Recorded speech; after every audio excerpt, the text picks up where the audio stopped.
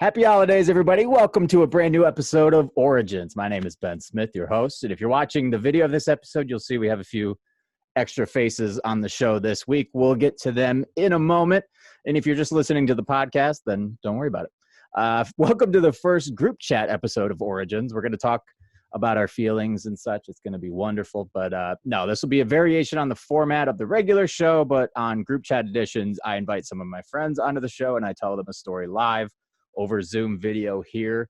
And for our first edition of the show, we've got everything, guys. We've got a dude named Joe. We've got Nazis getting slammed, and we got Olympic gold medal. So it's all going to be a fun story, okay? Let's have you gentlemen introduce yourself. I'm just going to go from how my screen sees it because I'm recording. So I'll go to Moon first, and then to Mike and Rich. So Moon. I get to go first. Sweet. My name's Chris Moon. Grew up with these guys in Michigan. I don't know what else you want me to say. Yeah. Eager to hear what we're going to listen to today. All right, man. Gorney? I'm Mike Gorney. Met Ben in college. Living with my buddy Rich there. Knew Chris back from junior high school. Live in Ferndale, Michigan, and we'll keep it simple. And the guy seeking political asylum? Funny. Where is Wilson, Rich? Yeah. He's gone. This time of year. He floated away. My name's Rich. I grew up with Mike and Chris. Met Ben in college while I was living with Mike. Went to high school with those two. From Utica, but currently live in sunny Orlando, Florida. Yeah. So yeah. And actually, Rich and I used to do a radio show together in college. We did. So at one point in time, we're getting back into the swing of thing. That's been a while though, right? It's been a very long time, but it feels good to be back. Like a decade. Doing this I think stuff. it's a decade. Growing that beard. Yeah, ever since that last radio show, just started growing it. From right there. All right, well, perfect, guys. It's important to note for these editions that I do not tell them the story ahead of time. You're seeing their reaction to the story and everything in the moment, so they know nothing about what I'm talking about today. But I hope you're all having a great week. This is coming out on Christmas Eve, so thus I have a Santa hat on my microphone. So we hope everyone's having a happy holiday as we can during. I'm trying to have a cozy COVID Christmas. Real quickly too, I noticed I went to December 24th and it gave me birthdays and stuff. Here's some people who were born on Christmas Eve. Anthony Fauci, our boy. Paul Tagliabue. Is he still alive? Don't know who that is. The NFL commissioner, former NFL commissioner. Oh. Previous to. Yeah, that guy. We got Jay Billis, Ricky Martin, Ryan Seacrest, and Gorney's favorite author, Stephanie Meyer. Author. Big fan. Big fan. Big fan. You still got those first editions, dude? Big Miller fan, yeah. Big Miller fan. All right. Be sure to check out the Origins podcast on YouTube, where I post all the extra features from the show itself, but I'll be posting this conversation in full. So we'll have that on there. Also on our Instagram page, where I post a lot of my research notes, photos, videos, anything that I reference during the show, that can be found at Origins Pod on Instagram. All right, if we're ready to do this, again, if you guys have any questions or comments, just jump in, interrupt me, no problem. If it gets annoying, I'll just mute you. But let's start as we do every week at the beginning. This is Origins, the slam dunk. So let's start here, guys. Do you guys have a preference on your favorite dunker? Who pops out? I was thinking Vince Carter first. That's where I go, yeah. What about you guys? I mean, personally, when Ben Wallace would lay it down, that felt best being, from Detroit and stuff like that. So. Sure. What about you, Rich? Who's your go-to dunker? Oof. Man, that's a tough one. I mean, Moon kind of stole it with Vince Carter, but the basic. If I had to pick somebody else, I'm gonna go with Kobe Bryant. Yeah. All right, I'll go with anybody from NBA Jam when they would go up in the air, disappear, and slam down. And the fire is breathing behind that's them. my favorite dunker. So I'll change my answer. Right. Shout out to Jason Richardson as well. That guy was a monster too. Yep. Well, I'm surprised you guys didn't go with the obvious choice, and that's everyone's favorite. Joe Fortenberry. The first to dunk a basketball in a basketball game. I'm going to be referring to him as Joey Forts throughout this thing. So, but his full name is Joseph Cephas Fortenberry. Born on April Fool's Day in 1911. He was born and raised in Happy, Texas. And where the town during the 2010 census, it was right around 700 people in town there in Happy, Texas. And the town motto is gross and how adorable it is. It's the town without a frown. Sweet. It's adorable, but it's awful. There's also a movie in 1999 called Happy, Texas with Steve Zahn and William H. Macy. It's got an 81 on Rotten Tomatoes. So after you all go watch Wonder Woman on HBO Max tomorrow, check that out. Okay. But this dude was huge for the time. He was 6'8", around 200 pounds. He played college basketball at West Texas A&M, the Buffs, as they're known. They're like, if you go to their website, their tag or their hashtag is We Trust. Hashtag or it's Wet Rust. Either one of those. What's a buff? They're just the Buffs, like Buffs. Buffaloes, yeah. right? There's Buffaloes. no logo, and then their hashtag is hashtag We Trust or Wet Rust. I think We Trust is probably how it's, but they're all one word, so I don't know. But after he finished college at West Texas A&M, he went and played in AAU basketball, which, just as it's known today, it's that sort of alternate path to professional basketball, which I had no idea AAU has been around since 1897. Did you guys know that? I didn't know that. Not that long. AA, yeah. So it's the same AAU that, basically high school kids are dropping out of school to go play in. Interesting. Yeah. That's the same one from 1897. Yeah.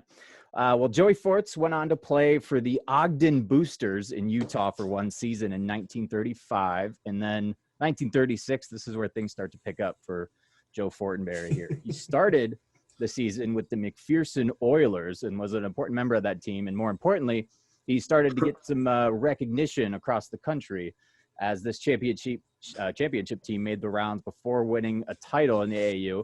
Everyone started to talk of Fortenberry for his skills, but not in the game. It was during warmups. So what we know as the slam dunk today, he would do in layup lines, and people would just lose their shit.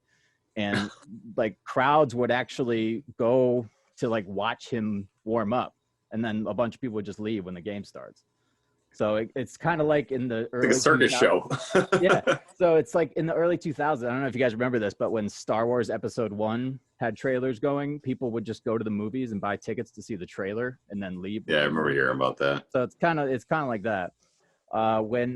So this is when Joe Fortenberry kind of hit another level of fame, because when he traveled to New York to play an AAU game, the New York Times sent their Pulitzer Prize winning sports reporter Arthur Daly to the game to see warm-ups more than anything. But this just happened to be the game that Joe decided to try it out during the actual game. Actual game. Yeah. So, whoa, I'm hearing a feedback there. Very important fact right there. So I say twice. Yeah, I don't know. I'm getting a reverb there. All right. But Quick, was it a matter that nobody could physically dunk and he was the only one or something? Or is just so like at this point, yeah. So it was like not many people of his height were actually playing the game, or if they were not trying to dunk. Dunking wasn't a thing. It was like it was like just past like the old like peach baskets they would use. Like it was just a few years beyond that. So yeah, like literally there's talk of it happening, but everything I've read, like from like the 1920s, the balls were just different. They were not easy to grip. They were like bigger and like slippery. lather them up before. Yeah, so it was a little more difficult with the way they made the balls back then to do that. But yeah, so when the opportunity came, he got a fast break in this game in New York, and he slammed it home. And Arthur Daly was in the stands, and he decided to write about it, and he flipped out. And in the article that appeared in the New York Times in 1936, and this is what he said, and I quote, "Fortenberry had an awe-inspiring ability to pitch the ball downward into the hoop, much like a cafeteria customer dunking a roll in coffee," unquote. So that mention An interesting analogy. Yeah, a roll. An interesting also, way to go. So the dunking of a roll in coffee is the origin for the phrase "dunking the basketball." Thanks, Daly. I wanted something a little more aggressive, a little more flair to it. When you dunk a roll, Stand in front of it. Yeah, it was kind of a boring start to that, but Make it a little bit more. yeah. Well, this was like, so he would kind of just place it in. He wouldn't like, it wasn't. Oh, he's like, very nice about it. He's yeah, very yeah. nice So about it was very gentlemanly. Gotcha. Yeah, he was Very very gentle. But he wouldn't like you're not seeing like the full on like dudes kind of pounding it down there. But so that's where the phrase I said pounding it down. Yeah. That was off. Yeah, We're uphill from here. We're just uphill from here, guys. I promise. Oh, we're getting to the good stuff. Don't worry. So all right. So that's where the phrase "dunking the basketball" came into play here. So now, after he finished this season, he won a championship with this team in '36.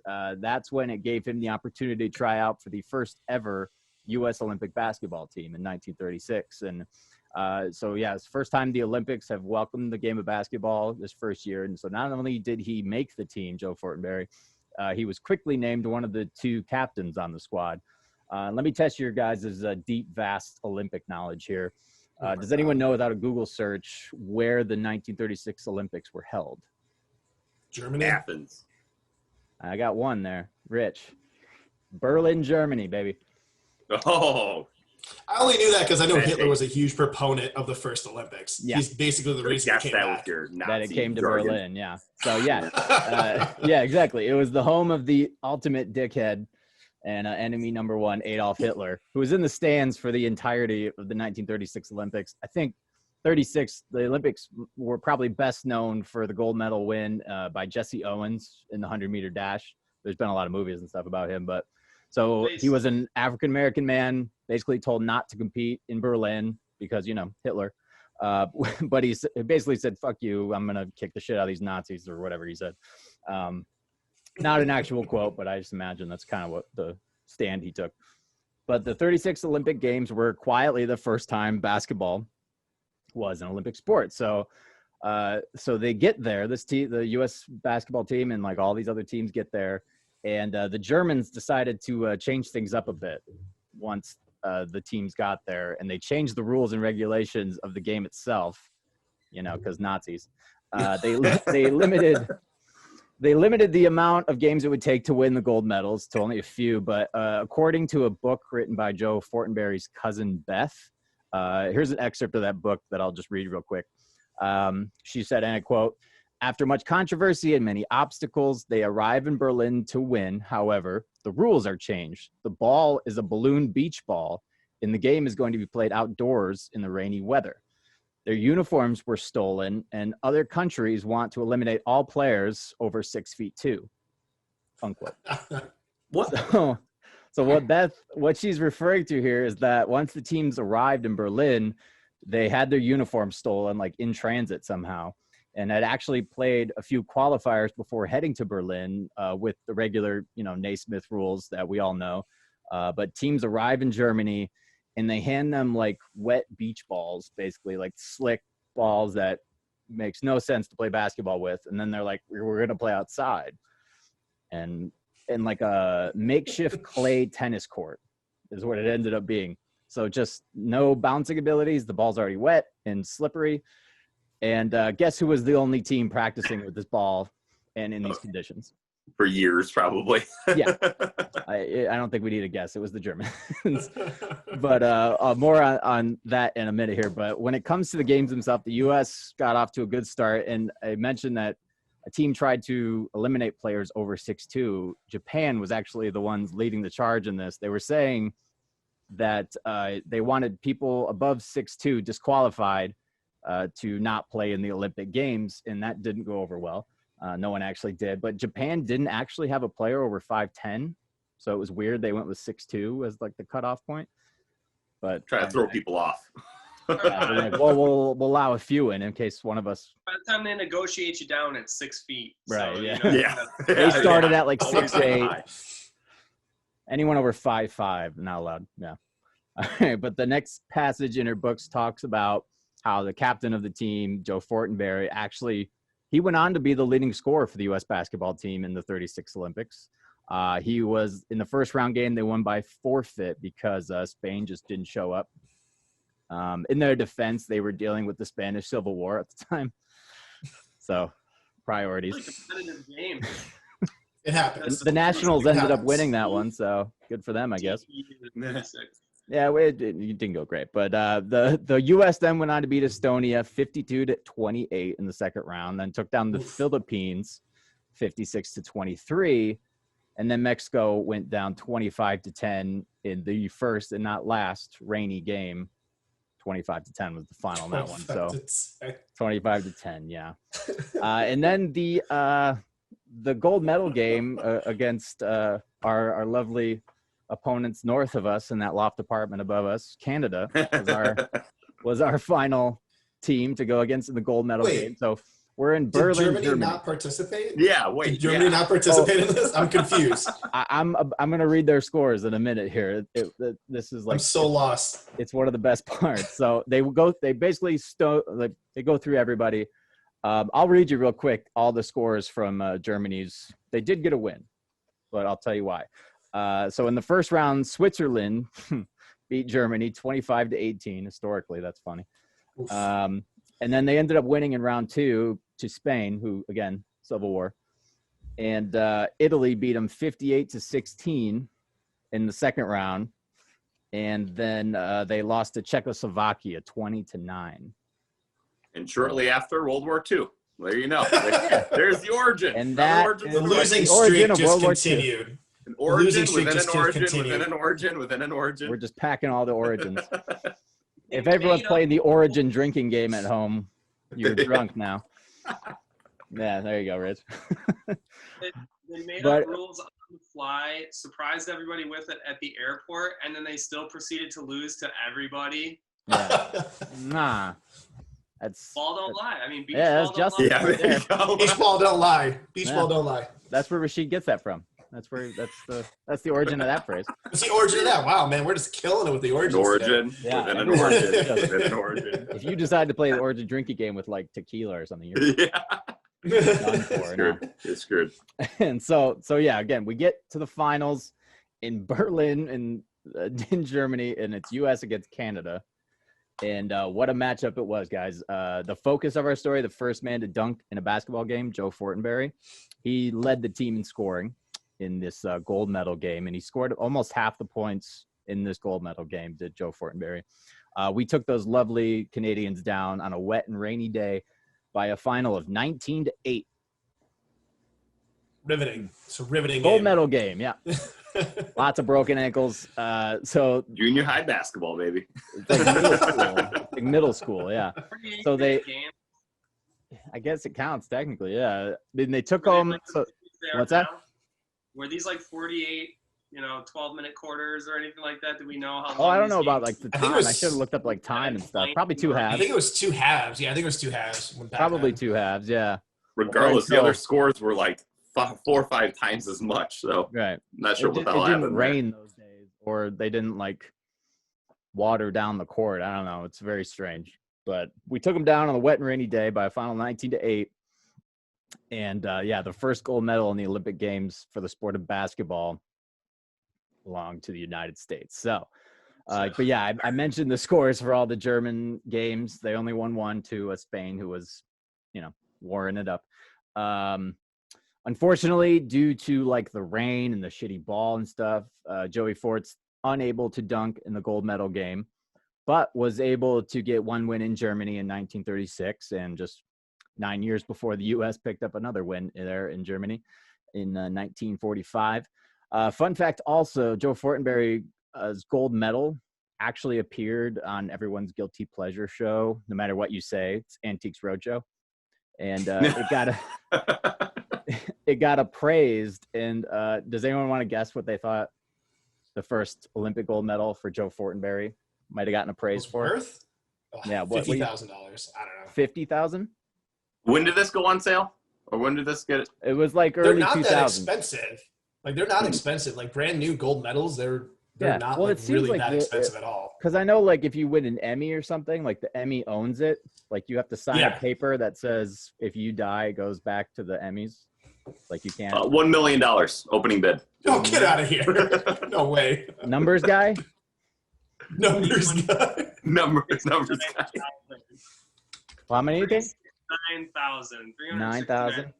Well, I just can't imagine it being a that lot much. I of think it's a like, lot of range hey. here. We got 125,000 to 150,000. It was appraised for. Oh, okay. Ooh, nice. Nice. Not bad. I don't know. I didn't see who the actual person was. I guess I should have paid attention to that. I imagine it's like a niece or something, you know.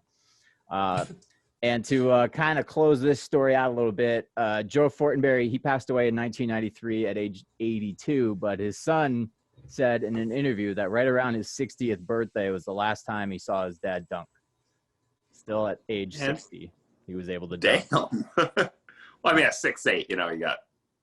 Right, but at a certain point, you start going Okay, downward. but When you hit like 60, you start. I only had 6'5" by then. Right, yeah. And then like That dude just has it built in him. After, decades of just dunking, come on, he can do that in his sleep, no problem. Yeah. But He was dunking till the day he died. I'm telling you that right now. Just didn't show anybody. so yeah. The man to dunk first won the first ever Olympic gold in basketball in Berlin, Germany. And I guess he took down the Nazis there early on before the U.S. went and took them down just a few years later in 1945. But gentlemen, that was the first edition of Origins Group Chat. I loved it. It's amazing. Thanks for having us on, Ben. You know what this story kind of reminded me of, though? Yeah. Is in that semi-pro, that Will Ferrell movie when he does the alley-oop for the first time. And the ref's like, wait, No basket. foul, double foul. Ow. You can't just go flying through the air like that, Jackie. I wonder if he just did it right in the game, what would have happened? I mean, they had time to prepare. Like, what the hell did he just do? Did he just jump through the air and put that ball in the bucket? The hell? Yeah, and it's like, how long did it? Like, there must have been something in the rules about you can't like touch the rim or something like that, because why wouldn't someone before that, like he did it in warm-ups for like a whole year before he ever even considered it in a game. And nobody else jumped in front of him to try and do it. That's crazy. Yeah, like. Yeah. I still can't. Maybe it was like showboating or something back then, or I don't know. Yeah, I don't know. One is that he's 6'8" and 200 pounds. I just feel like that is a very, very skinny person. Yeah, that's I feel like he's a very small, like that's very skinny. Second, was he doing anything else other than dunking? Like, was he blocking shots? Did he like institute any other rules? I mean, no, yeah, it was. I don't think goaltending was a thing. So like, why is he not? Well, just the goaltending. the So basket, that's an interesting point, because goaltending, it became a rule because after people started to kind of follow him and dunk. And again, it's important to note it was 10 feet instead of 12, I believe. So it was a little shorter back in the early 30s to 40s, and they raised it up to 12. So it eventually got up to where it is now. But yeah, goaltending was a major issue where it was intentional goaltending all the time, and they kept having to whistle that, but there was no penalty or anything for it up until like the 40s. So what happened? What would you just like blow the whistle and be like, oh, Yeah, reshot? it was like an out of bounds kind of. Is that why every score is 19-8? Yeah. So block every shot at the net, like. Yeah. Somebody's like, we have to do something about this. This is too good. Yeah. If we're just getting tall guys to dunk. Yeah, exactly. Now I know why Japan wanted to outlaw people that were over 6'2". Oh yeah. They're just standing in front of the net. Yeah. Well, okay, so that's what I want to know. So did like nobody know height mattered in basketball yet then? Like he was the first to dunk. Did that start the arms race of like no team would never have a guy under 6 foot ever again? Right? Yeah. It's like they had to come into the Olympics and be like, wait a minute. There are other tall people in the world. They thought they had the only one, so now they're shocked when everyone else is over 6'8". Like, we thought 5'11" was tall. That's why Japan was so mad. They were like, man, we didn't get the memo. We can have taller people on this team? Well, yeah, from everything I read about it, it sounded like the U.S., at least the U.S. team, as they were kind of getting ready for the Olympics, were like passing it, like literally just above people, and were like not bringing the ball down. They were just tossing it over top of their shorter opponents. Everybody arms up. Yeah. And here we go. Everybody arms up. Worldwide monkey in the middle. All right. Yeah. Come on, guys. I'm just picturing like a middle schooler. Like, oh. Yeah. I can't imagine the advantage being 6'8" would be in a tournament with people that are like 6 foot even. Like, yeah, there wouldn't it'd be the most unfair thing in the world. Rich, it was like you growing up during our entire lifetime. True. Like you were just this massive man, and we're just like, what the hell? He's already 6'2", 200 pounds, and I'm like 5'4", nothing. You know, like what the hell? So you experience that yourself. Oh, well, yeah, guys. So that was the origin story of the slam dunk. Thank you, and I thank you. It's gonna be hard to top this, man. You had a story that you beat the Canadians and the Germans, so good luck next time. But yeah. Oh, I got plenty.